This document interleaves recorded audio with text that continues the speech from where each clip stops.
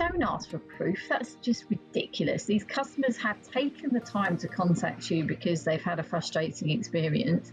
Don't then penalise them by trying, asking them to prove that experience. That's the sort of stuff that means that people won't come back to you.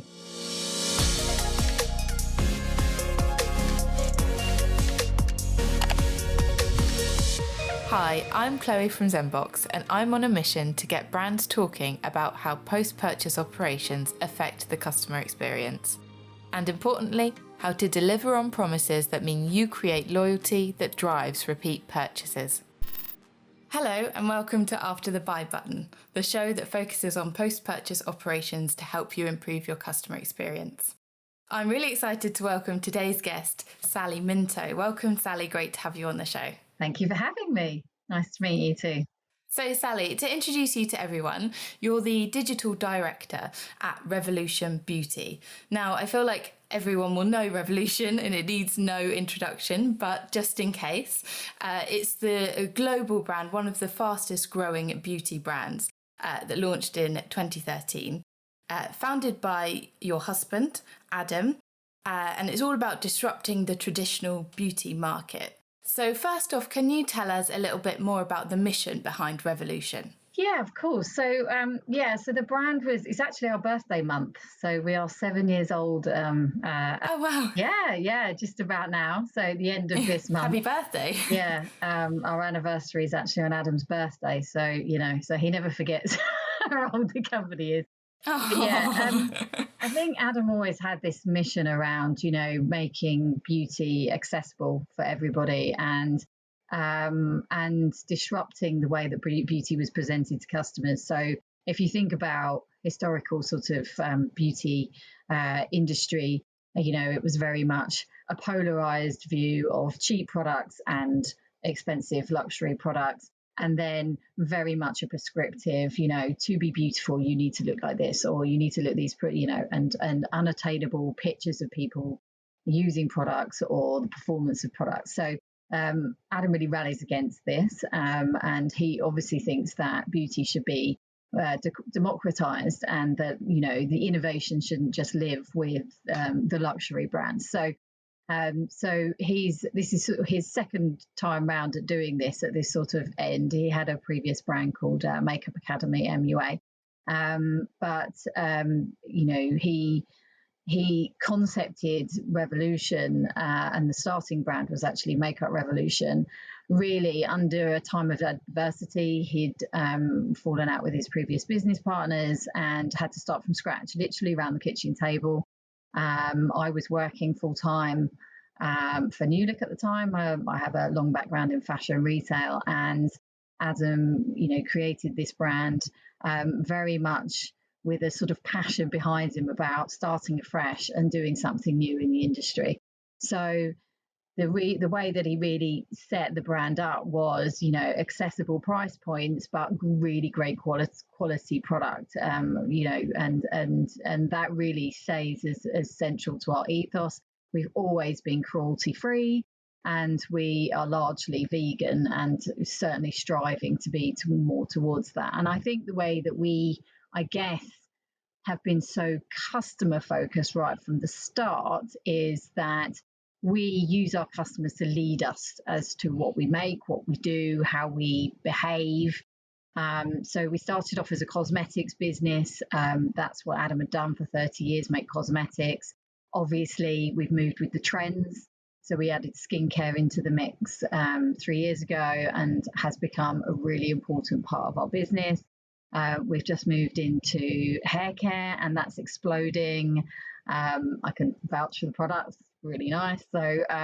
So we tend to take the pulse of where the customer is and then deliver products that will be in line with that, but always at great quality and always really accessible price points. So as an example of this, in 2021, we're launching our first fully sustainable clean beauty brand. So Planet Revolution, which will be, the product itself is clean, which is obviously something that people are looking for, but also it's the first time we're doing fully sustainable packaging as well within the product. So from our e-commerce packaging point of view, we've been fully sustainable for some time, but this is the actual product itself. So it's a really exciting development for us, but it's all about us staying true to where the trends are going, what our customers are asking for. And we have this narrative with our customer, which is you asked, we listen. So when we launched our complexion ranges, we have a really successful foundation and concealer franchise called Conceal and Define. We started off with a certain number of shades. We asked our customers, they told us they wanted more. So we have, over 50 shades now. So, this is the sort of stuff is that our customer lives within our business and helps to drive what we do every day and holds us to account. Absolutely. So last year when, we all had, customers holding us to account around the Black Lives Matter movement, and we made some changes within how we operate our own business as a result of that. And that's really important. And I think, if you get up in the morning and think about your customers first, then you can't go too wrong. Absolutely. And I think a lot of brands say that they're customer focused and try and put this, align themselves. But actually, it seems like your business model is almost, it's driven by that. So it's doing things the other way around, listening to the customers first. And then the way that you operate is built around this adaptability where you can get things, you can listen and quickly respond, like you said in relation to Black Lives Matter. I mean, what you said there were some operational changes about, developing some new colours and things. What operational changes did you make there? What was involved in that? And did it happen pretty quickly? Yeah, I mean, exactly that. So we launched the range and then we quickly went back to deliver. And then we've done it time and time again. We keep going, we can keep going back. Okay, we need to add, different undertones. So there's customers with different undertone needs. So we've actually added into the ranges there. So, we use the power of the voice of our customers throughout. And we often ask on social media, what would you like us to do next? Right at the beginning of when Adam started the business, he was always talking to customers and smaller influencers on social media. His phone was constantly going with, with dialogue with people because he wanted to understand what people wanted. And that still flows through, and I suppose the way that lives today, we're 7 years old now, we're much bigger. That's not going to be quite so on the hop as it used to be, but I now look after the digital side of our business. So that's our direct consumer website, which is a really fast growing part of our business, but also our digital wholesale, which has absolutely exploded.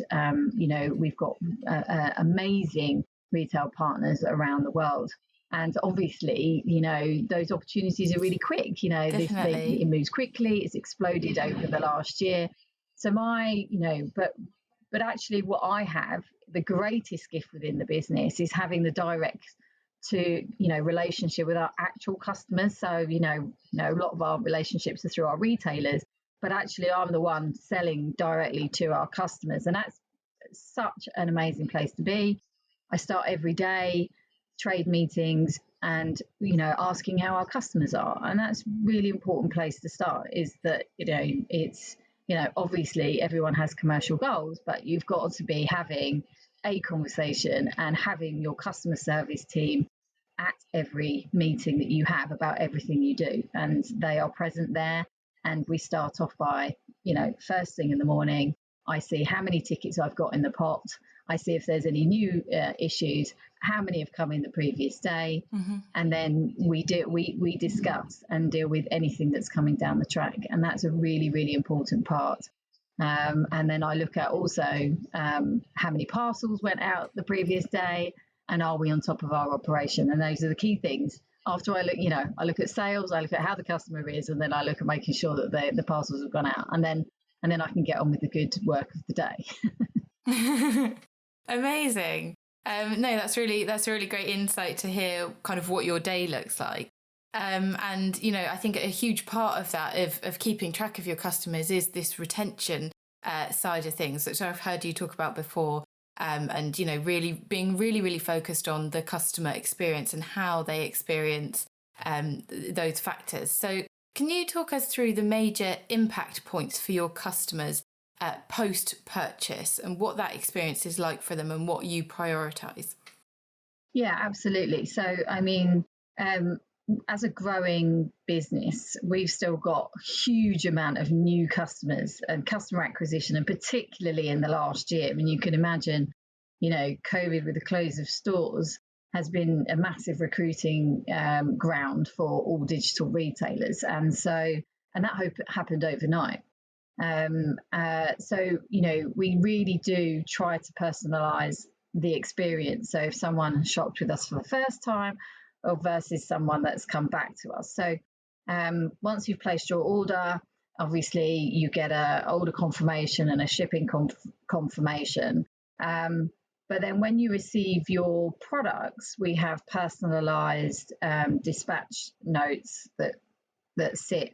They're called smart slips. They sit within the parcel. So when you open up, you get our brand values, welcome to the revolution, fully sustainable packaging, and then these smart slips where we say, welcome to the revolution, or, thank you for coming back. And it's got your name.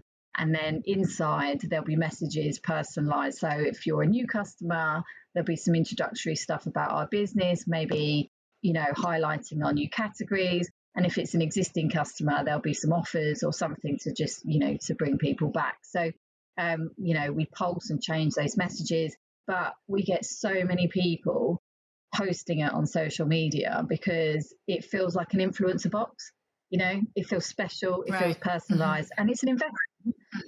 At times when maybe business hasn't been so good, the decision to still invest in this, which hasn't got an obvious return, can be a bit of a conversation piece, right? So it's like, well, hold on, should we be doing this? If you, with respect to people working in a finance capacity, they might say, well, that's just a cost without an obvious return. And we've had, discussed that many times, but it's how that makes the customer feel. So there's not many things that you can do where they feel, loved or considered, or that the person is a personalized outcome with, in that scenario.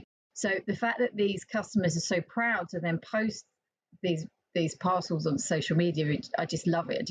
It just makes people feel good. Now, obviously, there are things you can do. You can make the messages quite smart. So we're planning to put a QR code in for Shade Finder so that people can curate our collections, or we can give offers on new areas. So we can monetize it a bit. So we can say, okay, well, if we make a certain amount of money off of these offers, then obviously it's been a worthwhile activity. But overarchingly, we invest in this as part of customer experience. So that's one really, really good way that the customer sort of has that experience post sale. We then obviously have a number of programs. One of our biggest initiatives now is about improving first to second purchase. I think, again, it's a very common problem that customers will come once. We obviously sell our products to lots of other retailers. So how do we encourage that repeat purchase? So we've got a number of initiatives going on so that people can see and get some kind of messaging from us post-purchase. And we're doing lots of sort of experimentation around what those messages could be. So things like, if it's 3 months after you've bought a mascara from us, or, a few weeks after you've bought a facial serum, do we need to remind you or hook you back in and say, oh, actually, you bought this a few months ago. Do you think you need a top up? There's certain things that we can do around that as well. And then obviously what we do is we use our CRM data and plug it into paid social, so that people that have shopped with us before, we can then show them messages around new products or new franchises or something to try and hook them back into that second purchase. So that's the sort of proactive stuff that I guess that we do that makes people feel good, that maybe reminds people to come back and shop with us.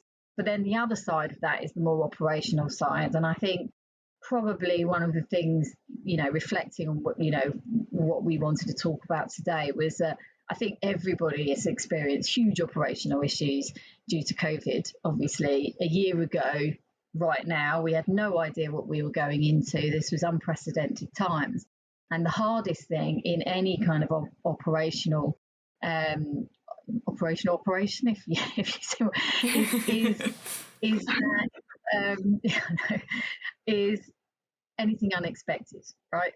So of course we didn't know that everybody would flock into beauty products through a pandemic. I mean, you might have made some assumptions, but it all happened very quickly and it was instantaneous. I mean, it was literally that third week of March, it just went absolutely nuts. And of course, every operations relies on a sort of steady input output sort of situation.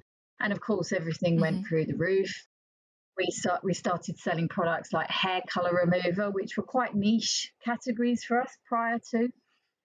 And suddenly that steps in. Face masks, anything that people were using at home, which hadn't been 3 or 4 weeks ago, key bestsellers for us. So there was a whole sort of operate. How do we get that stuff in? How do we, shift to the focus in our marketing? How do we, how we communicate with the customers? Talking, not going to sell something that people don't need in a pandemic. You need to sort of to flip over to here. But one of the big things, of course, is that how are we going to get suddenly you've got this peak of sales and nothing you've actually sort of deliberately, created yourself. And then suddenly, how are you going to get those parcels out the door? Now, obviously, then there was social distancing measures in your 3PL, your fulfillment center.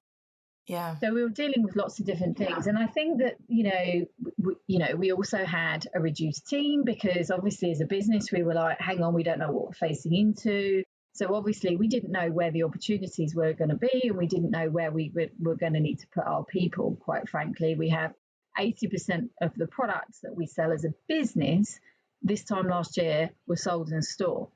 And that's fundamentally shifted in a year. But you could imagine those early weeks were like, what do we do? So anyway, the biggest things, and I guess that I've lived this now, obviously, for a year, and, certain principles still hold true, right? You've got to listen to your customer. You have to hear what they're experiencing and believe it.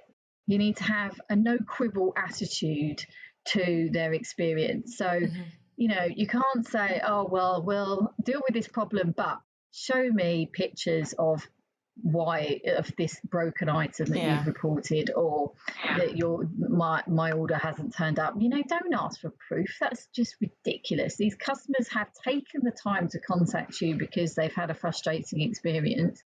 Don't then penalize them by trying, asking them to prove that experience. That's the sort of stuff that means that people won't come back to you. But the biggest thing that you can do for your customer is communication. So, and this is what I passionately believe in, and this is why every day we talk about customers as part of talking about anything else is part of the trade perspective every single day, is because if there is an issue coming down the track, the main thing that we need to do is get ourselves aligned on how we're going to communicate to this customer. And where do we communicate? Do we communicate it in the journey, on the homepage, every single touch point that they get to? So they're placing an order at checkout. Do we, how much do we tell them there's an issue? How do we follow that up in the order confirmation, the shipping emails?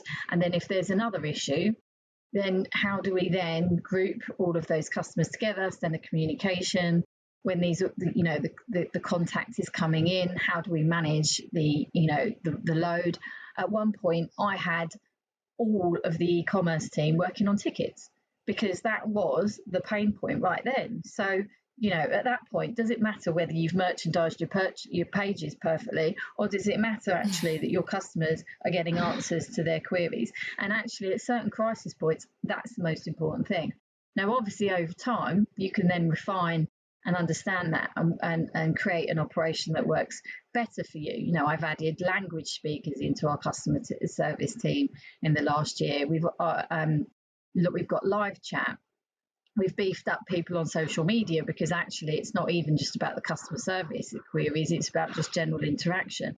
And then we've recently introduced WhatsApp messaging as well, so that that customer can get the instantaneous response to their query, and it's going down a storm. It's absolutely brilliant because you're allowing your customer to communicate with you in a way that they like to communicate generally, and that's actually really, really important. Absolutely. So I think these are the things that I've impress on my team, and things that I obsess about is, if there is something that is bothering our customer, it doesn't matter if it's just a handful of queries or complaints about it, dig into that issue, figure out what's going on wrong, fix it, and then put some support around for making sure that the communication is in place. Because once customers know that there's where their parcel is or what the issue is or that you're managing it, they're by and large much happier. It's the not knowing that actually it bothers people the most.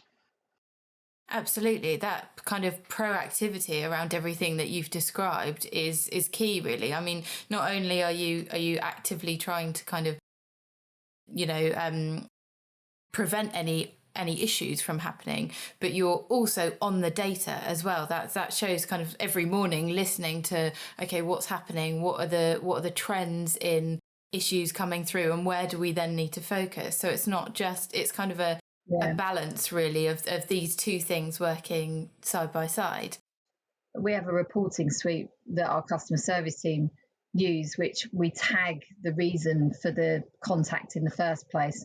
So I can look at the number of inbound tickets we've got, and then I can see the buckets of where the problems are. And then that can help you to then go and investigate where the issues are, or look at longer term solutions to resolve those issues. But, painting the colour around, using the data to tell you where the issues are is incredibly important. Absolutely. So can I ask what sort of systems, how you're set up, and what systems you rely on to give you that data so that you can make those fast decisions? Yeah, so exactly that. So we have a portal that sits, so the customer service team, they tag the query, and every day we get a sort of Tableau report, which gives us the number of tickets, what hours they came in, and then roughly what the subject matters were on that. So we can actually try to size up what an issue is. It also then helps us to do planning around the hours that we need customer service agents to be on. Because we can see the flow of the contacts as well. I mean, there's no system that's perfect. Obviously, I would say that, there's always better clarity that you can have, and, we're always we're on the lookout for the best way of doing things. But I think, and you've always got to be asking questions, but I think, what we do a good job of is trying to understand our customers and their frustrations, and trying to fix the problems, and being very transparent and honest about those problems in the first place, and making sure that we can win back trust with our customers. So, yeah. Absolutely. I think, and especially in times of crisis, as you've described, that transparency is understood.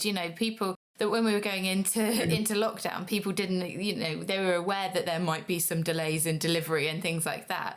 But being on top of those communications and getting there before to let them know what was expected was is where we saw kind of companies distinguishing themselves from those that didn't really.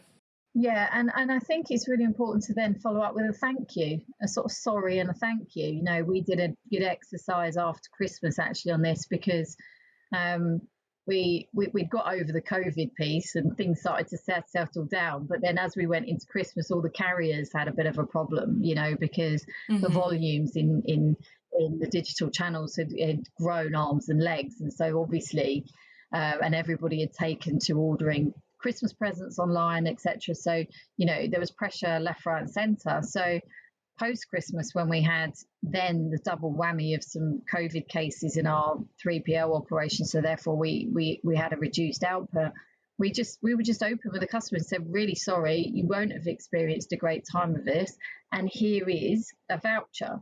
And it was a generous voucher, because I didn't want it to just be £5 or whatever. It was a generous voucher to say, look, we really messed up here, but really hope you'll come back and shop with us. And what was amazing was that people were shopping back with us on the basis of that before they'd even got their parcel, because actually we went above and beyond. And they will remember that, I think, for the next time. And that's the sort of piece that we just need to protect. And, it's not about having a kind of broad brush approach or everybody following the same route.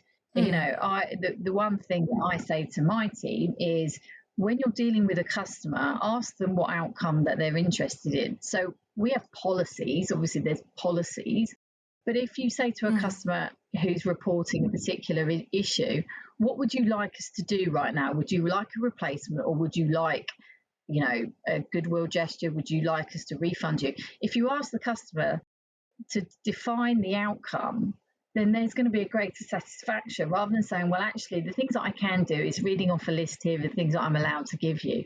Well, and that's what no quibble really is for me, is that, if customers then, if they can walk away knowing that they've got what they wanted out of a situation, because you tell me, Chloe, I'm sure that when something bad happens, you've got an idea in your head of what you want to happen to resolve that. If, you're either happy, if it's an event you wanted something for, then replacement's going to be too late. So in that scenario, you might say, I just want a replacement or something else. And we had a really good incident of this the other day, actually, which I'll share with you.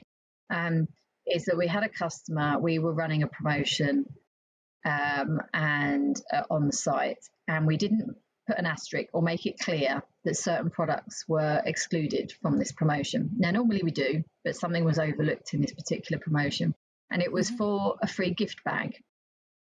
So this customer had thought that they'd spent over the threshold and therefore had got the free gift. Right. And when it had arrived, didn't get the free gift because didn't realise, it wasn't very clear that some of the products in the basket were excluded. So she'd contacted, so we've got two CEOs, and contacted our other CEO, who passed the query on to me.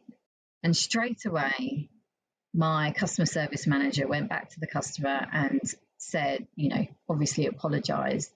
And we asked her, what products that she liked. We asked what was the occasion for buying these products. And then we went over and above and sent even more. We sent, because she turned out she had two daughters, we sent the free gift, plus we sent some other things that, her daughters like to shop with us. Turned out they were very loyal customers. And so I thanked her for calling us to account, because ultimately we were the ones in the wrong, right? She had acted in good faith.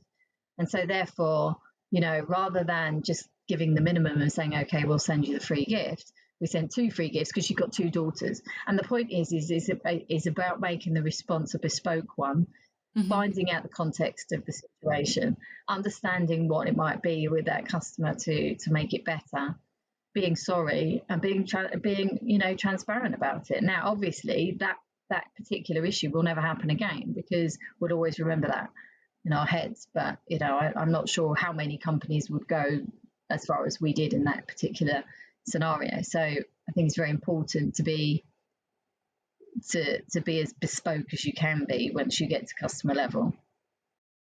Okay. Yeah, I think that's a really important key point. Actually, you've kind of delivered the learning that was going to be a key question, but I think it's actually around human first. If somebody has made the effort to contact you, they've taken time out of their day, and they've obviously, they're involved in this issue, or whatever's happening to them. So the least you can do is be, reciprocate and have that level of response. So brilliant learning for anybody who's listening to take that into account and say, I'm going to go that step further and deliver a human response. And like you said, they found out that it was a loyal customer who had children and things like that, and that is going above and beyond, at least it's that human level of connection with your customers to, like you said, apologize for something that has gone wrong.